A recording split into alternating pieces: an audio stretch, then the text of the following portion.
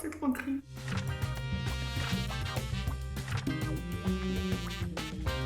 Aujourd'hui, on va parler créativité et plus précisément de comment j'ai perdu cette créativité et comment je la retrouve en ce moment. Mais avant qu'on entre dans ce sujet-là, je voulais juste vous remercier pour les super retours que j'ai eus sur mon vlog précédent.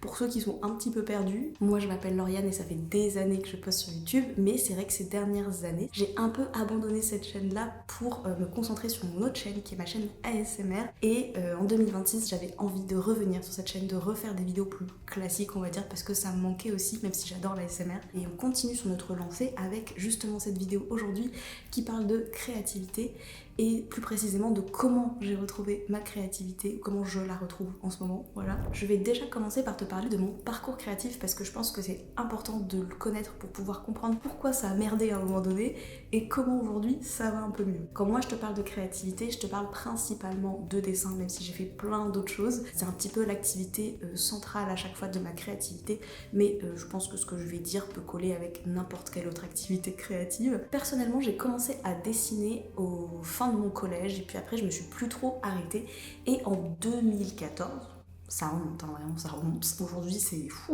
bref, j'ai créé un compte Instagram et tu vois peut-être le début des problèmes venir, mais on n'y est pas encore, d'accord? On n'y est pas encore. Ce compte Instagram, qui est toujours celui que j'ai actuellement, est très vite devenu ma plateforme pour partager mes dessins, mes illustrations, et j'ai fait ça pendant des années. C'était pas du tout un compte Insta personnel, en tout cas au tout début il y avait un peu d'autres choses que de l'illustration, mais très vite plus du tout. Et de fil en aiguille, petit à petit, je me suis dit peut-être que je pourrais essayer d'être illustratrice. Bon, je te le dis déjà, ce projet il est avorté depuis un petit moment maintenant, mais en tout cas, je suis passée par cette envie-là et je pense que finalement, ce qui a petit à petit tué ma créativité, c'est deux choses. Une chose principale qui sont les réseaux sociaux, et ça on va en parler un peu plus précisément, et cette envie d'être illustratrice qui a fait que je me suis dit que mon Instagram devait rester focus que sur mes dessins et mes illustrations pour essayer d'avoir une espèce de vitrine en fait de mon travail, on va dire ça comme ça. Même si honnêtement mes dessins étaient et sont très loin d'être à un niveau d'illustratrice, en tout cas je trouve, bref, mais ça c'est pas le sujet, on s'en fout. Pourquoi le problème c'est les réseaux sociaux? Parce que tout simplement petit à petit j'ai commencé à penser à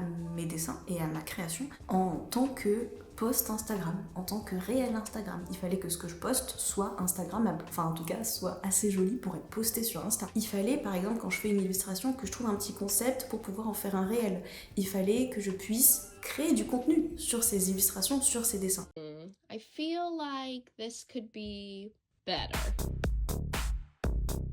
Et du coup, c'était plus le plaisir de juste dessiner, illustrer, créer quelque chose. C'était comment je vais créer du contenu. Et du coup, à la fin, je fais des dessins, non plus pour moi personnellement, mais pour Instagram, pour les réseaux sociaux. C'est nul, voilà. Et plus les années passaient, parce qu'au début, évidemment, j'avais pas trop ce truc-là, mais plus les années passaient, plus j'avais cette pression, on va dire, d'Instagram, ce qui est complètement débile à mon échelle, hein, j'entends bien, mais je pense que ça peut toucher n'importe quelle personne qui poste sur les réseaux sociaux, d'avoir cette espèce de pression du post et de la manière dont tu dois poster. Et même si tu postes pas sur les réseaux sociaux, je pense que le fait de voir aussi des gens poster, voir les gens créer des choses, créer du contenu, ça peut mettre une certaine pression, voilà, sur sa créativité, je pense. En tout cas, moi, c'est comme ça que je l'ai un peu vécu. D'ailleurs, si ce sujet spécifique sur les réseaux sociaux t'intéresse, je sais que Ectomorph a fait une vidéo sur ce sujet, justement sur le fait qu'elle arrêtait d'être illustratrice, et c'est d'autant plus intéressant que elle a un parcours d'illustratrice professionnelle, quoi. C'était vraiment son métier à la base, donc si c'est un sujet qui t'intéresse, je te mettrai sa vidéo en description. Bref, tout ce dont je viens de te parler, ce n'est pas venu d'un coup, d'accord? On est d'accord, c'était vraiment étape par étape. Mais je pense que j'ai eu une période qui était un peu déclic à partir de 2024, parce qu'à partir de 2024, on va dire que ma vie professionnelle est toujours une énorme source d'angoisse, d'accord? Et on va dire que mon activité d'avant, de monteuse vidéo, oui avant j'étais monteuse vidéo, a été une grosse source de stress et d'angoisse et je pense que ça m'a pas aidée.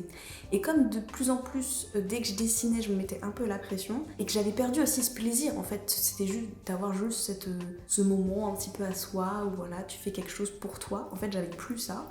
Donc du coup c'était plus une activité où je pouvais me retrouver et me détendre puisque quand je dessinais, bah, je pensais à Instagram, tu vois le problème.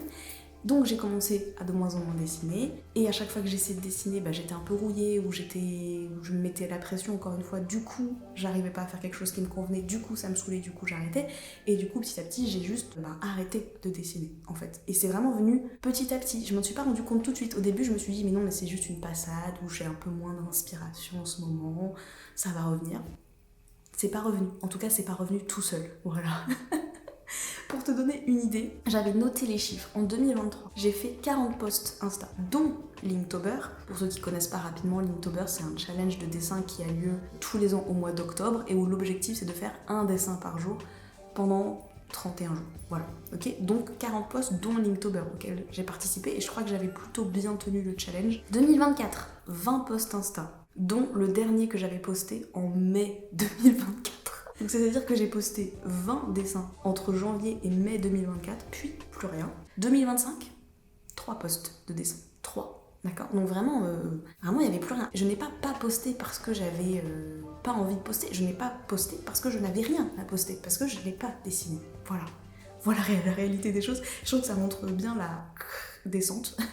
Là, je rigole et tout, mais en vrai, entre ces 3 années-là, vraiment, ça m'a fait de la peine de plus dessiner, de plus retrouver ce plaisir de dessiner. Et puis même, de manière générale, depuis que je suis petite, moi, j'adore créer. Je suis passée par tous les trucs possibles. J'ai fait du plastic fou, de la pâte polymère, des bijoux, du dessin, du collage, du scrapbooking. J'ai fait beaucoup de choses, d'accord. Et là... j'avais plus grand chose. Bref, j'espère que c'était pas trop long, mais c'était pour te mettre un peu le contexte et t'expliquer le pourquoi du comment. Maintenant, passons à l'étape de comment c'est revenu. Parce que c'est pas revenu depuis si longtemps, d'accord. Je dirais que c'est depuis septembre-octobre 2025 à jusqu'à aujourd'hui. Donc on est quand même encore sur des bases un peu fragiles, je pense. Mais en tout cas, je reprends du plaisir à créer et ça me fait trop du bien. Vraiment, ça me fait trop du bien. Et donc c'est le moment où je vais te dire comment j'ai fait. Qu'est-ce qui a marché? Un truc un peu particulier qui m'a aidé et qui ne marchera peut-être pas dans tous les cas, et qui a priori comme ça n'a peut-être rien à voir, mais c'est que à partir de... C'était quoi? C'était en juin 2025, j'ai commencé à aller voir une psychologue. Et oui, je dis pas que t'as forcément besoin d'aller voir une psychologue. Ouais, que moi je fais un peu partie de la team qui pense que tout le monde plus ou moins devrait aller voir une psy ou un psy, mais bref. Passons, je suis convaincue que sans ma psy, aujourd'hui je créerais pas autant. En tout cas, j'aurais pas repris cette créativité, ou j'aurais repris beaucoup plus difficilement. Bref, elle m'a beaucoup aidée là-dessus, parce que je pense que j'avais des blocages, encore une fois liés à la pression, mais plein d'autres choses, d'accord, qui ne regardent que ma psy. Et je pense que peut-être, en fonction de ta situation, de là où t'en es dans ton parcours, de ta vie, bref, peut-être que c'est une piste à explorer. Peut-être, pas forcément, hein, mais peut-être. Donc pensez-y, allez voir une psychologue. C'est super les psys. Ensuite, de façon plus globale, et le premier truc que je vais te dire, c'est un peu grâce à ma psy que j'ai commencé à le faire. Vu que dessiner, ça me mettait la pression, il fallait que je trouve des activités qui ne me mettaient pas la pression. Ça paraît aberrant comme ça paraît débile, oui c'est logique, mais j'y avais pas spécialement pensé. Donc, j'ai commencé à chercher des activités créatives qui personnellement ne me mettaient pas la pression. Peut-être que toi, celle que je vais te citer, ça te met la pression pour X raisons, mais tu vois, essaie de trouver quelque chose où tu te sens pas en compétition, où t'as pas l'impression de devoir performer quelque chose. Moi, pour le coup, ça a été le coloriage. C'est une activité en soi qui est créative, qui est manuelle. Alors certes, aujourd'hui, avec Insta, TikTok, principalement, t'as vraiment un game du coloriage qui est colossal, mais j'avoue que moi, j'étais pas trop touchée par ce game-là. Genre, je sais pas trop ce qu'il y a dans mon feed et tout, parce qu'à la base, moi, le coloriage, je suis un peu en mode mouais. Et en fait, j'ai beaucoup aimé faire du coloriage, j'ai trouvé ça hyper méditatif. C'était hyper satisfaisant de finir une page de coloriage. Je pensais pas que ça serait aussi satisfaisant. Et donc vraiment, j'ai fait ça. Voilà, j'ai commencé par faire ça. Et je faisais beaucoup de coloriage au crayon de couleur. Et faire des coloriages au crayon de couleur, ça m'a rappelé qu'à la base, j'avais acheté des crayons de couleur parce que j'aimais beaucoup cette technique. Mais en fait, j'avais jamais pris le temps de vraiment essayer de faire des choses, de la tester, de l'apprendre. Je restais très focus sur les choses que je connaissais un peu plus déjà. Et donc en fait, utiliser ces crayons de couleur, ça m'a donné envie de faire des dessins au crayon de couleur. Et donc, j'ai acheté des livres. pas que sur les crayons de couleur, mais en tout cas, j'ai acheté des livres et ça, c'est un peu ma deuxième astuce. Mais je vais revenir sur cet aspect-là un peu après parce que je voulais utiliser une autre activité que je trouve n'était pas, en tout cas pour moi, n'était pas du tout dans un côté pression et performance. C'est que j'ai recommencé à faire du scrapbooking, du collage, du journaling, voilà. Pareil, il y a un énorme game sur TikTok et Insta, des gens qui font du junk journal, du journaling, du scrapbooking, du ce que tu veux. C'est vrai. Et quand tu consommes beaucoup ce genre de contenu, pour le coup, moi j'en ai un peu plus dans mon feed, ça peut te mettre la pression. Et ça, je l'entends. C'est pour ça que je suis un peu en mode vraiment choisis une activité qui potentiellement est loin de ce que tu vois sur les réseaux sociaux, potentiellement vers laquelle tu serais jamais tourné, parce que c'est ce genre d'activité-là, je trouve, qui vont faire en sorte que tu te mettras pas la pression et que tu vas arriver à faire les choses voilà, sans te prendre la tête. Voilà, c'est ça. Et il y a aussi ce côté dans le scrapbooking ou le collage, je trouve, qui est très... mais un peu comme le coloriage, qui est un peu simple. Je trouve qu'il n'y a pas un aspect technique forcément obligatoire. A priori, plus ou moins n'importe qui peut découper des choses et les coller. Parce que c'est ça finalement, c'est découper et coller. Donc il n'y a pas de...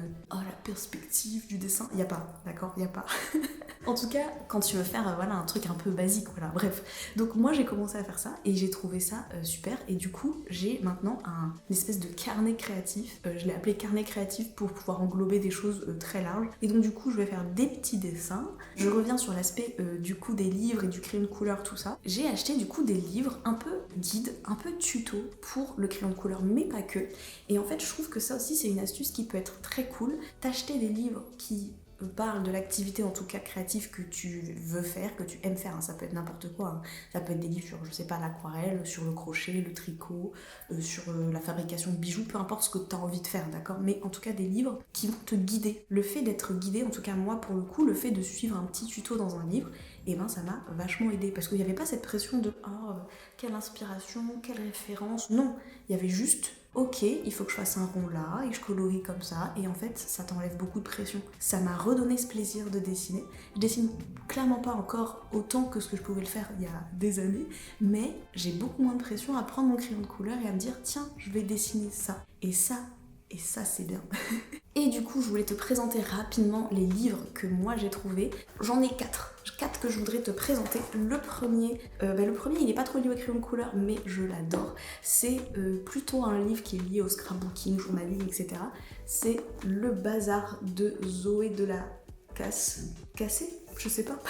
Voilà, un livre de stickers, d'accord, c'est que des stickers dedans, c'est un livre qui est hyper connu en vrai dès que tu regardes des trucs un peu de journaling, de scrapbooking, mais je trouve que c'est un livre qui est hyper bien pensé, hyper créatif, avec vraiment plein de types d'images différentes, c'est vraiment tout à fait mon style, et pour faire mon carnet créatif, je l'adore, voilà. Ensuite, pour revenir plutôt au livre sur les crayons de couleur, et ben je suis tombée vraiment, mais en plus par hasard, c'est un signe du destin. Sur un livre à Cultura qui s'appelle Je dessine au crayon de couleur avec Yeojin. Et donc là c'est vraiment un livre tuto très centré sur le crayon de couleur, donc ça parlera peut-être pas à tout le monde, mais ce livre est vraiment trop beau. Pareil, j'adore. Les illustrations font très cottagecore, très mini. Et en plus, ce que moi j'aimais bien, vu que j'aime bien les crayons de couleur, c'est qu'elle donnait vraiment des manières d'utiliser tes crayons, quel type de crayon elle utilise, comment elle construit ses illustrations. Donc il y a vraiment un côté tuto de A à Z. Et en plus de ça, à la fin, il y a des pages de stickers. Donc j'ai envie de te dire, que demander de plus, Voilà, ce livre est super beau, en tout cas si t'aimes les crayons de couleur, je te le recommande. Ensuite, autre livre, là plus général, en tout cas si tu aimes le dessin, c'est un livre plus général avec des petits tutos très mignons. C'est un livre d'une illustratrice que je suis sur Instagram en plus qui s'appelle Kelly Keko et c'est tout illustré pas à pas, donc c'est vraiment plus de 600, c'est écrit sur le livre, plus de 600 tutos classés par catégorie. Donc t'as vraiment de tout. Voilà, t'as une catégorie automne avec des fleurs, des petits dessins un peu en mode Halloween. T'as une catégorie avec des fruits et des légumes, mais des animaux, de la nourriture, des activités nautiques. Enfin, c'est vraiment hyper complet, très très mignon comme livre. Et pareil, je trouve que c'est vraiment un côté, en fait, ce côté très tuto, très guidé. Ben, je trouve que ça aide vachement pour pas se prendre trop la tête. D'ailleurs, j'ai vu dans ses stories Insta qu'elle prépare un deuxième livre, voilà, avec d'autres tutos. Et il a l'air, les petits teasings qu'elle en a fait, bah, il a l'air vachement bien parce que ça a l'air de nouveaux thèmes un petit peu fantasy, j'ai l'impression. Mais en tout cas, bref, voilà. Ce livre-là, je te le recommande aussi vachement. C'est très mignon, très sympa. Et le dernier livre dont je voulais parler, c'est Sweet Space mon accent anglais, pardon. Sweet Space, Learn to Doodle the Coziest Corner de Erin Siné. Ce livre-là, je voulais très spécifiquement parce que justement, c'est une illustratrice que je suis sur Insta et qui fait que justement des dessins à crayon de couleur et que j'adore. C'est Exdude, j'arrive jamais à prononcer son nom. Exdude sur Insta, bref. Et j'adore ses illustrations. Et du coup, elle avait sorti ce livre pour t'apprendre à faire des illustrations un peu comme elle. Je dirais que la seule petite déception que j'ai sur ce livre-là, c'est que je m'attendais à ce qu'il y ait aussi un côté très tuto crayon de couleur, comme celui de Yeojin, là. Mais pas du tout. En fait, c'est beaucoup plus du dessin. Donc c'est pour ça que ça pourrait, si t'aimes bien l'illustration, ça pourrait te convenir aussi. C'est beaucoup plus comment dessiner les choses et pas trop comment colorier les choses. Voilà. Donc c'est dommage. Enfin, en tout cas, moi, je trouve ça dommage, mais voilà, il est quand même super. Et en plus, à la fin, t'as aussi des pages de coloriage. Donc voilà, ça c'était mes petites recos livres, mais encore une fois, évidemment, le conseil général, c'est potentiellement achète-toi des livres qui vont te guider dans la pratique que t'as envie de faire. Voilà, moi, c'était le dessin. Encore une fois, si toi tu veux faire du crochet, achète-toi des livres de crochet. Et de fil en aiguille, avec tout ça, je me suis rendu compte, j'ai pris conscience que cette pression que je me foutais sur Instagram à devoir poster des dessins était complètement débile. Et encore une fois, mon échelle, c'est vraiment... ça n'a aucun sens, voilà. Donc ne me juge pas, mais voilà, je sais que ça n'a pas de sens. Bah en fait, je me suis dit que mon Instagram, c'était mon espace personnel et que je pouvais faire ce que je voulais. Et du coup, bah j'ai plutôt... récemment, j'ai fait un espèce de petit collage digital pour faire un petit bilan de mon mois de janvier en photo, mais je l'ai fait un peu en mode collage.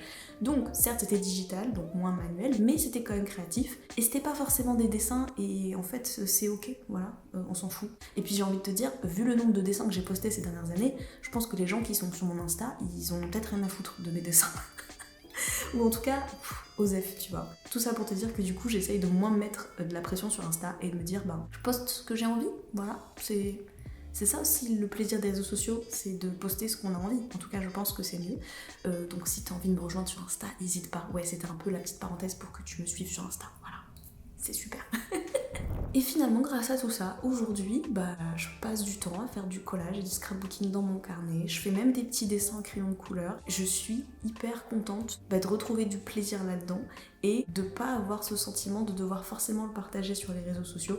Je dis pas, j'ai parfois fait 2-3 stories où je montrais un peu vite fait mon carnet, etc.